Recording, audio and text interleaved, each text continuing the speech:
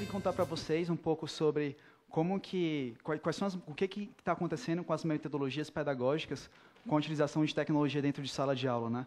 Como que elas estão contribuindo para a personalização do aprendizado desses alunos. E o que vem acontecendo quando a gente mistura o presencial com o virtual? O que dá toda essa mistura assim, para o ensino híbrido? Pode passar o videozinho aí, por favor? Então, o Blended Learning, como é conhecido no mundo, é o aprendizado misto, aprendizado misturado ou ensino híbrido. E ele foi percebido de uma maneira simples. Os alunos eles aprendem dentro da sala de aula e cada um, o professor vai lá na frente e transmite os conteúdos, ou em casa, em lan house, ou até na própria escola, por meio do computador. Então, ele vai lá e ele consegue adquirir esses conteúdos. Mas o que vem acontecendo no meio termo, quando esses dois mundos vêm se aproximando? É um grande desafio que a gente tem, como o Sasaki veio comentando. Como que a gente faz para personalizar o ensino de cada um deles, a aprendizagem?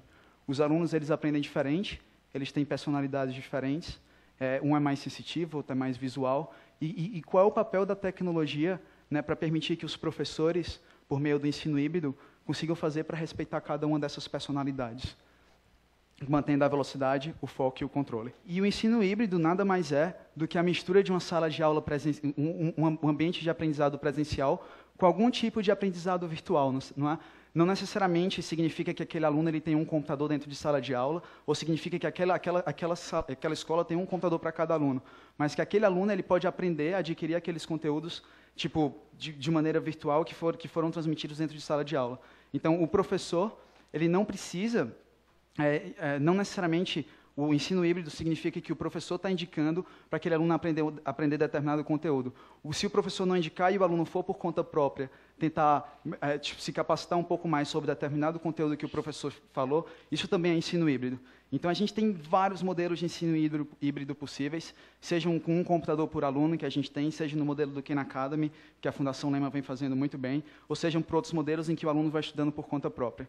Nada melhor do que a gente enxergar o que a gente pode fazer da tecnologia e procurando enxergar o que aconteceu com os cases presenciais de sucesso, né? Sejam aqueles que acontecem por meio de institutos, né? Fundação Lehman, Instituto Ayrton Senna, o Inspirare, ou por meio de outras instituições. E eu queria passar para vocês um pouco de uma experiência que eu tive. Eu comecei trabalhando nessa ONG assim que eu entrei no ITA, e eu fui plantonista, ou seja, eu tirei dúvidas individuais de cada um dos alunos, eu dei aula de reforço para um grupo de alunos um pouco maior, eu dei aulas para extensivo, que eram aulas para mais de 150 alunos, e depois eu tive a oportunidade de ser diretor de recursos humanos, e eu fui responsável por trazer capacitação para esses professores e motivar todos aqueles alunos, e depois eu fui presidente. E quando eu fui presidente, eu enxerguei que tudo aquilo era envolvido por uma grande cultura.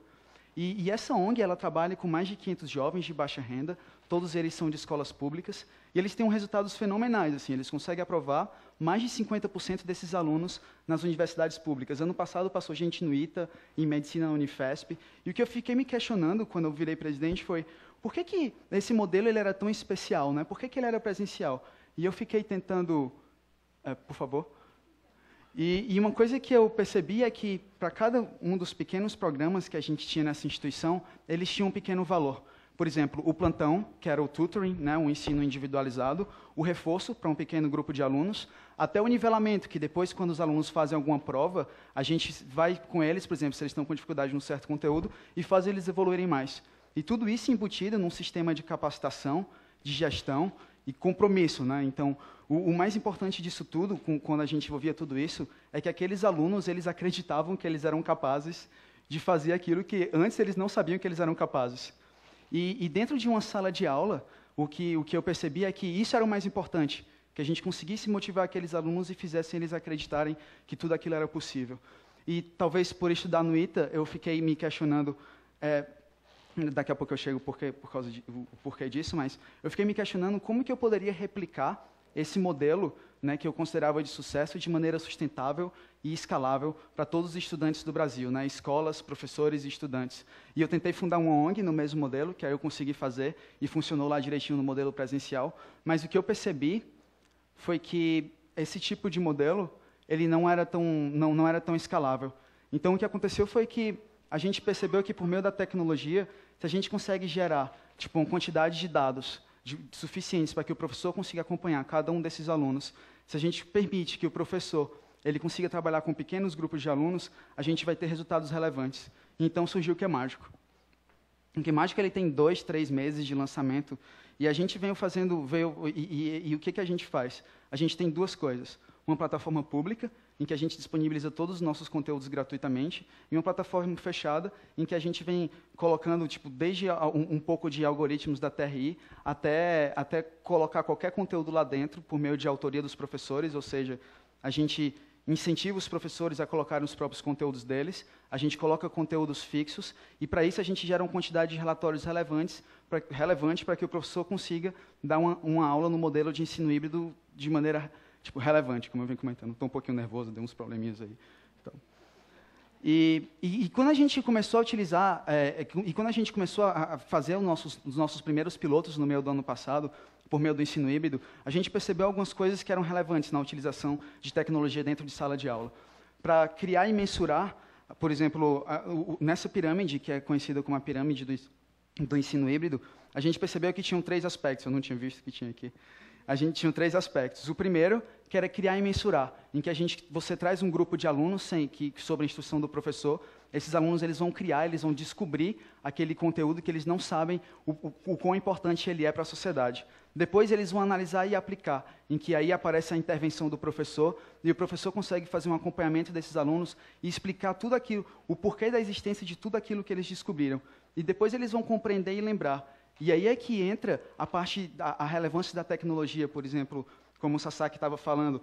É nesse momento em que os alunos eles vão precisar compreender tudo aquilo que eles descobriram, tudo aquilo que o professor condensou para eles, e eles vão ter que lembrar. Então, a gente acaba misturando um ciclo em que os alunos trabalham em grupo, criando e mensurando, trabalham com o professor, analisando e aplicando, e trabalham sozinhos em casa, na lan house ou em qualquer outro lugar, compreendendo e lembrando tudo aquilo que eles vivenciaram.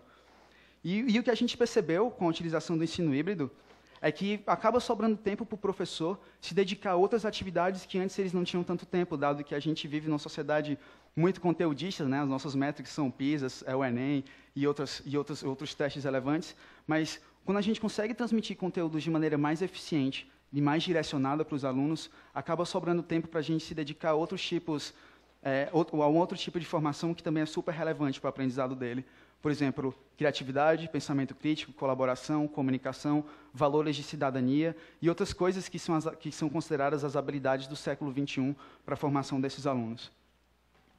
E para que tudo isso seja possível, a gente foi olhar quais eram os cases de ensino híbrido que estavam acontecendo no mundo. E a gente percebeu que existiam mais de 9 e já tinha virado política pública nos Estados Unidos. E, recentemente, o governo americano lançou uma campanha de $400 milhões para que as escolas sugerissem maneiras de ensino personalizado, de ensino híbrido para utilizar dentro de sala de aula. E alguns desses modelos são essa flexibilização de horários, que eles consideram como um laboratório rotacional, em que, por exemplo, não vai dar para a gente ter um computador por aluno da noite para o dia. Então, existem escolas, né, que já têm laboratórios e você consegue criar um mix entre a sala de aula e esse laboratório, ou então intercâmbios de experiências em que tem escolas que ainda não têm um computador por aluno, mas tem uma quantidade relevante de computadores por sala de aula, e você gera esse itinerário pedagógico, em que, como a gente vem falando um pouco na pirâmide, em que o aluno passa por um estudo em grupo, em que o professor dedica a ele aquilo que ele está fazendo, depois ele vai para o computador, depois ele vai com o professor explica o porquê do motivo daquilo tudo, e depois ele vai na tecnologia, e a tecnologia coleta todos aqueles dados para que seja possível fazer uma análise mais direcionada para cada um desses alunos. E o primeiro projeto que a gente fez foi no meio do ano passado, lá num laboratório do ITA, junto com alguns professores do ITA. E a gente acabou percebendo que a dinâmica do professor ela continuava a mesma, mas com alguns recursos que tornavam ele mais poderoso, né? Como se a tecnologia fosse um novo giz nessa caminhada. Então, os professores eles iam na lousa, davam as instruções, colocavam os alunos para sentarem em duplas ou individualmente, a gente não tinha um computador para cada um desses alunos. A gente percebeu que os alunos eles colaboravam entre si, e quando eles terminavam, eles se levantavam e falavam com outros alunos, e a gente foi percebendo o quão legal era tudo aquilo em termos de colaboração, em termos de novas habilidades do que vem acontecendo. Então, uma história muito engraçada é essa história do Matheus, que ele era muito hiperativo, assim, muito mesmo. Ele, na verdade, nem parava para me escutar quando eu tentava falar com ele. E acabou que ele terminou toda a aula 2 horas antes do que todos os amigos dele. E depois ele foi ajudar alguns colegas. Aí depois ele se estressou lá por algum motivo e está jogando Magic. Ele está jogando um joguinho de cartas aqui atrás, enquanto todos os outros alunos estão estudando. Então a gente ficou se questionando, se a gente consegue perceber esse tipo de personalidade, o quanto que esse aluno estaria aprendendo com 15 anos de idade, dado que a gente tinha alunos de 12, 13 anos nesse caminho. E se a gente percebesse quais eram as verdadeiras motivações deles. E a gente fez testes também em grupos de faculdades e gerou os mesmos resultados, então foi super interessante. E uma coisa que a gente percebeu é, e como é que a gente leva tudo isso para o Brasil, não é? Não é tão complicado, a gente simplesmente precisa definir algumas coisas. Que a gente quer melhorar a aprendizagem daqueles alunos, a gente precisa definir um objetivo pedagógico muito claro, a gente precisa fazer com que os professores eles façam parte do desenho e da implementação daquele projeto dentro da escola e, logicamente, que aqueles alunos, aqueles professores, eles tenham acesso à internet e às tecnologias que vão prover a entrega desses conteúdos para eles. Então, a gente precisa, para ter uma sala de ensino híbrido sustentável, basicamente de 3 coisas.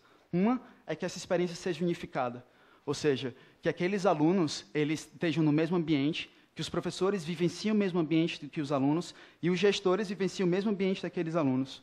Essa plataforma unificada, ela não necessariamente é uma plataforma virtual, mas também tem que existir a plataforma virtual, mas também tem que existir uma sala de aula aberta, como o Meira estava comentando agora há pouco. A segunda coisa é que tem que existir o suporte de experts. Experts não significa que são pessoas que têm uma super expertise com relação àquele assunto ou aquela coisa. Mas são pessoas que já vivenciaram aquilo, que aqueles professores vão passar em algum momento. Ou seja, a gente acaba formando multiplicadores quando a gente vai fazendo esses pilotos. E esses multiplicadores se tornam profetas de tudo aquilo que vem acontecendo. E a terceira coisa, e talvez a mais importante, que está relacionada com a cultura, é que a gente crie um compromisso de contínuo aprimoramento entre todas as entidades, entre todas as pessoas, né, os grupos que estão trabalhando para transformar aquela escola ou aquele ambiente num ambiente de ensino híbrido. E o que a gente pode extrair de tudo isso? O grande brilho do ensino híbrido, basicamente, são 2 coisas. Ele permite que o professor consiga trabalhar sempre com pequenos grupos de alunos, ou seja, imagine naquele itinerário pedagógico que você tem uma sala de aula com 50, 60 alunos, você consegue dividir esses grupos de alunos em ambientes diferentes e os alunos vão com pequenos grupos passando e o professor se dedica a um pequeno grupo e sabendo exatamente qual é a dificuldade de cada um deles. E a segunda coisa, talvez também tão importante quanto, a gente coleta dados de tudo que esses alunos estão fazendo e a gente consegue gerar intervenções políticas públicas, né, para a gente solucionar esses problemas da noite para o dia. A grande vantagem disso é a seguinte: a gente tem que esperar 2 meses ou até 2 anos para que saia uma prova do PISA, ou então uma prova bimestral de uma sala de aula. Imagine se a gente coleta esses dados diariamente e a gente mostra para a Secretaria de Educação, ou então para os sistemas de ensino, ou então para o próprio professor, o que ele precisa fazer para melhorar aquela sala de aula. Então, você acaba embutindo dentro dessa plataforma um pacote de serviços que vão dar sugestões para que você consiga aprimorar aquilo, que aquele município está com dificuldade, que aquele aluno está com dificuldade, que aquele professor ou até o Estado. E aí você consegue feedbacks muito direcionados com relação a como os professores podem melhorar as aulas deles. Você constrói gráficos, por exemplo, esse aqui que a gente fez com 300 escolas no estado de Goiás, que você identifica qual é a escola que está precisando de uma atenção especial. Se você leva alguém para dar uma palestra lá para motivar todos aqueles alunos, e qual tipo de intervenção, não é, que vai junto desse pacote com o software que você vai fazer para dar aquele boom assim, no sistema educacional que está utilizando aquela plataforma por meio do ensino híbrido. E eu queria terminar o que eu estou falando para vocês com essa frase do Nelson Mandela, que fez eu seguir, mudar um pouco a minha carreira assim, né, de engenheiro do ITA para trabalhar com educação, a carreira clássica. E ela é a seguinte: a educação é a arma mais poderosa que a gente pode usar para mudar o mundo. Depois que eu vivenciei a realidade das pessoas, né, nas ONGs que eu fui trabalhando, eu percebi que a gente tem que se juntar para gerar uma contribuição muito grande e muito rápida para o país. E as pessoas já sabem isso há muito tempo, sabe? Só que a gente acaba esquecendo de lembrar, né? Tipo, em alguns momentos. Então, eu acho que todo mundo está aqui para falar sobre essas tecnologias, justamente porque, se ela é a arma mais poderosa que a gente deve usar para usar o mundo, a gente tem que encontrar uma maneira de acelerar a maneira com a qual a gente vem educando os nossos jovens, né? Eu e outras pessoas a mais. Então, a tecnologia ela vem como aspecto fundamental para a gente conseguir, da noite para o dia, gerar intervenções que possam contribuir para a melhoria do nosso sistema educacional. E tudo isso porque a gente quer gerar um mundo, né, melhor e mais justo, um país melhor e mais justo. Então, é isso. Muito obrigado.